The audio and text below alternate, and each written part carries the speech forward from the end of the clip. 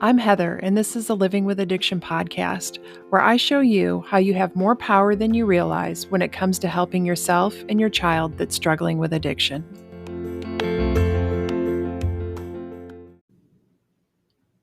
Hello, welcome to the Living with Addiction podcast. So, I want to introduce you to a concept that life is 50-50. There's 50% positive emotions and 50% bad emotions.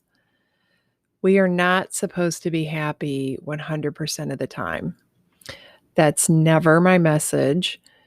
So I want you to be careful not to use the information that I share with you against yourself.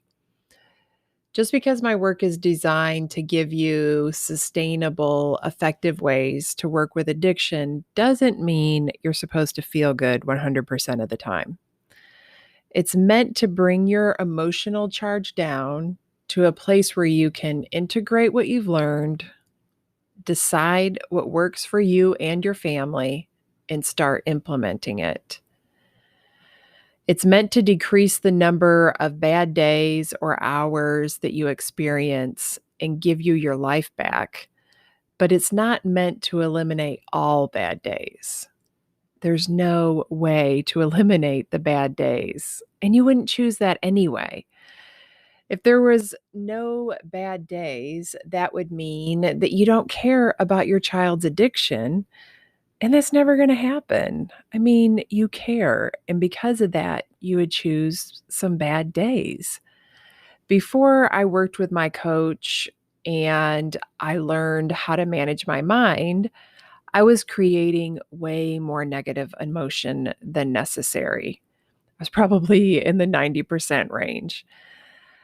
I was in deep despair, fear, or numbness, guilt, shame, just all of the feelings that a parent who's dealing with a child's addiction experiences. I didn't feel any excitement or joy. I mean, I could remember feeling those things in the past and wondering why I didn't feel them anymore. Sometimes thinking like, what was wrong with me?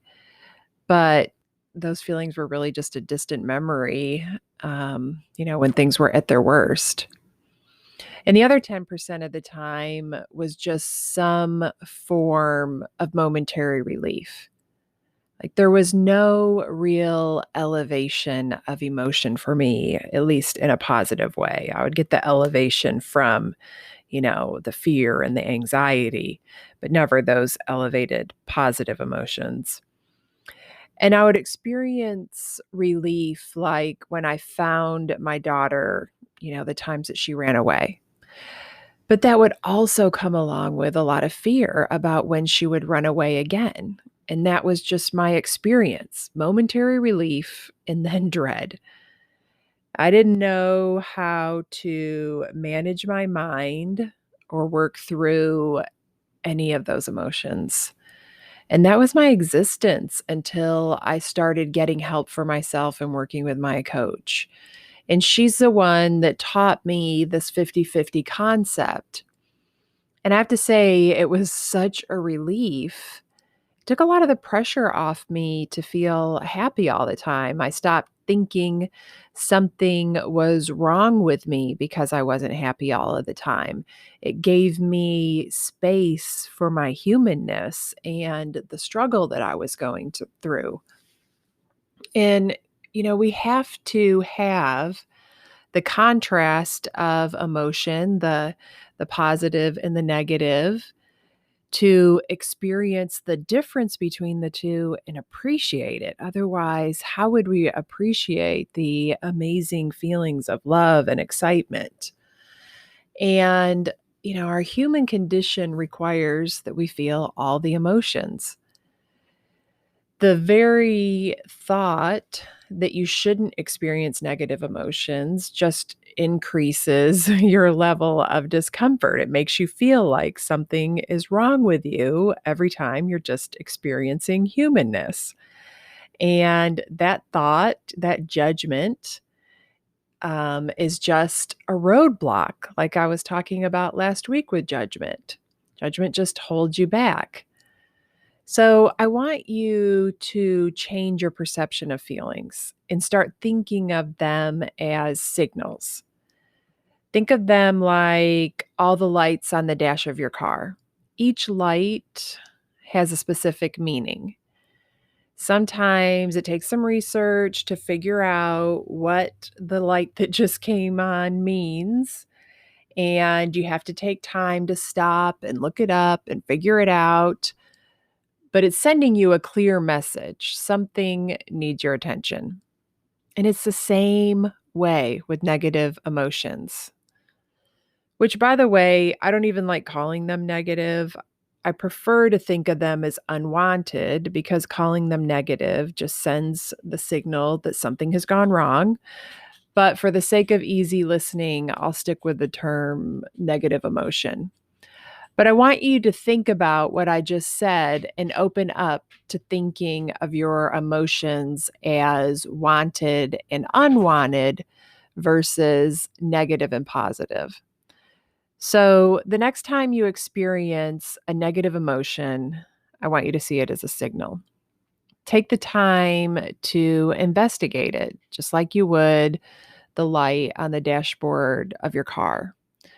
So for example, anger means something that happened to you seems unfair. I mean, that's the signal that anger is sending. Something happened and you think it's unfair.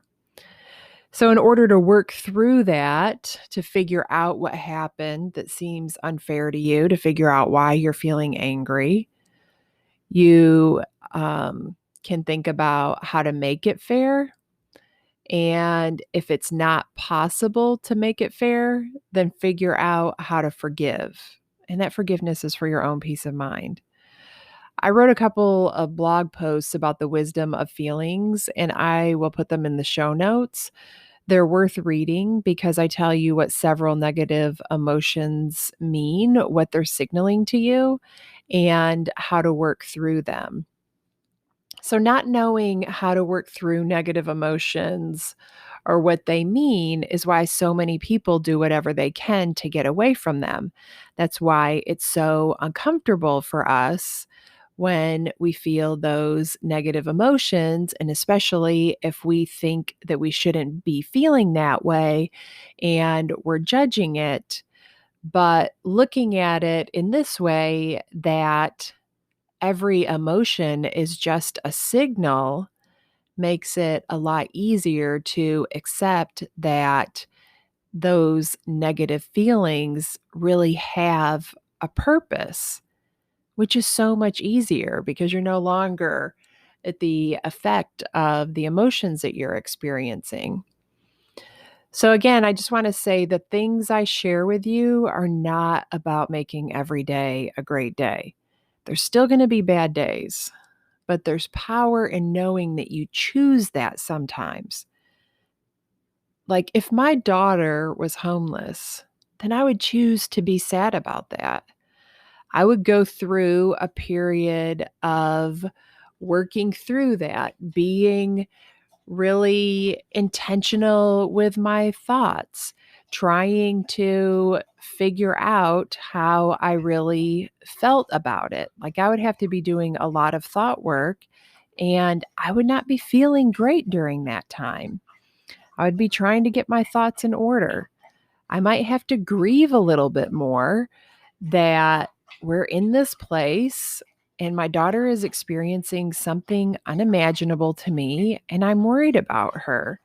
So during a time like that, there's going to be some tough days or weeks, of just complete and utter messy humanness. And then I'm going to decide, okay, this is just how things are now.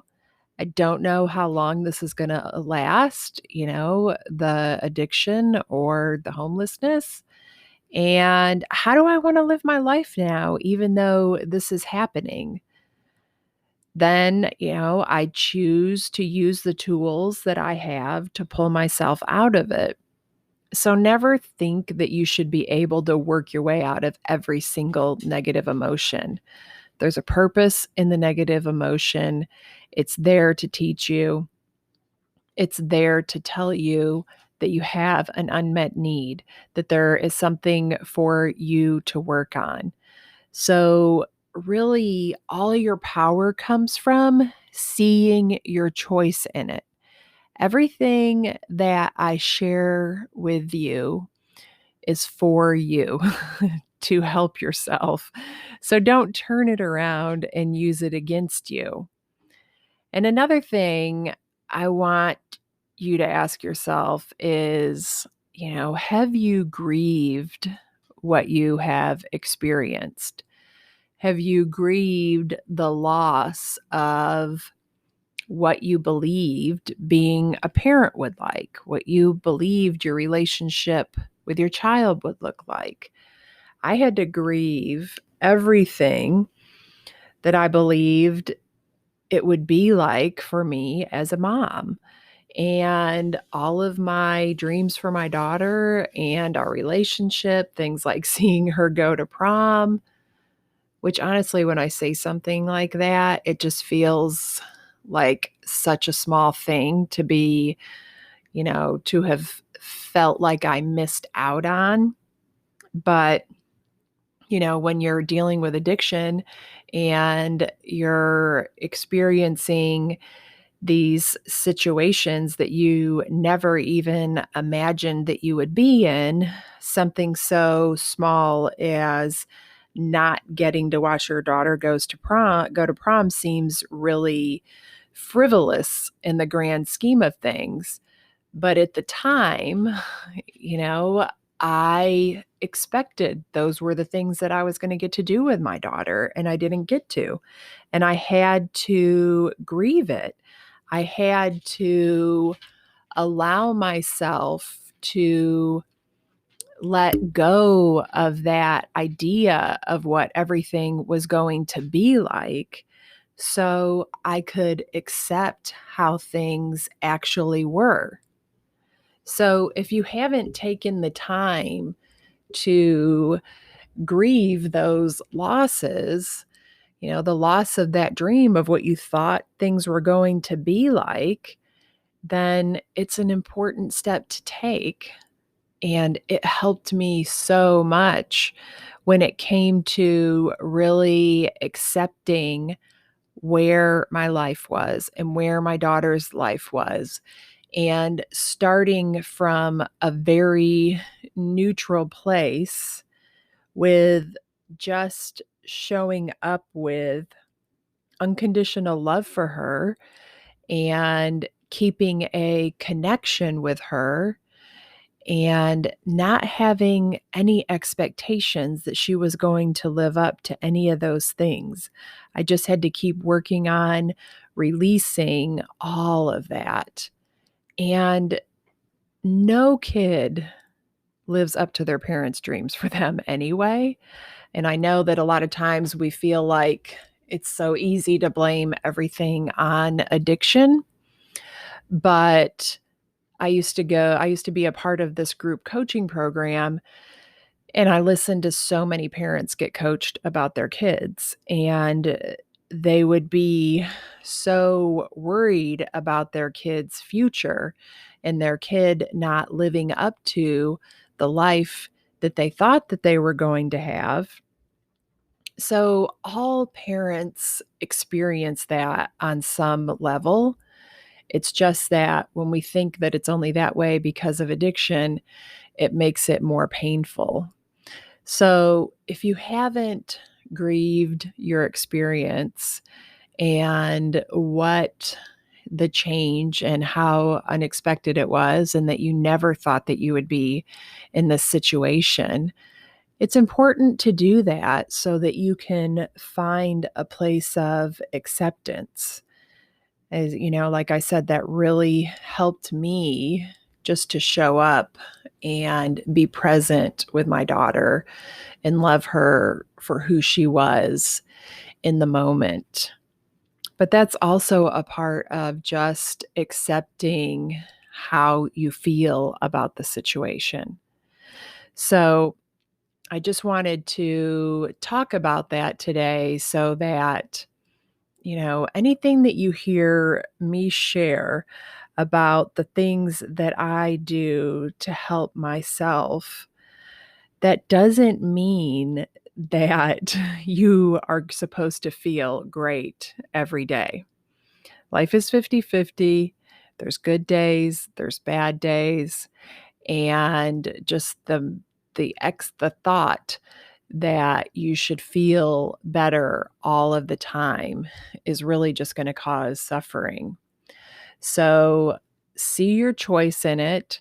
See that there are certain things that are going to happen, certain times that you're going to choose the 50% negative, and you're going to have to take some time to work through it. But that's what the tools I share are about. They're giving you a way to work through it, specific steps to take, ways to figure out what works for you and your family. Everybody's situation is different, and each parent knows exactly what is best for their family.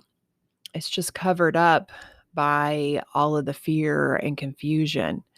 And so that's what the tools that I share are for, is to help you work through that fear and confusion and get to the answers that work best for you and your family, and to help you see your choice in every situation.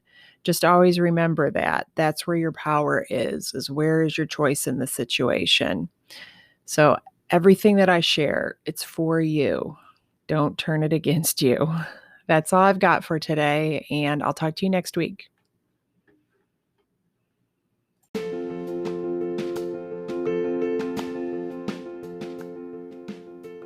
Thank you for listening to this episode.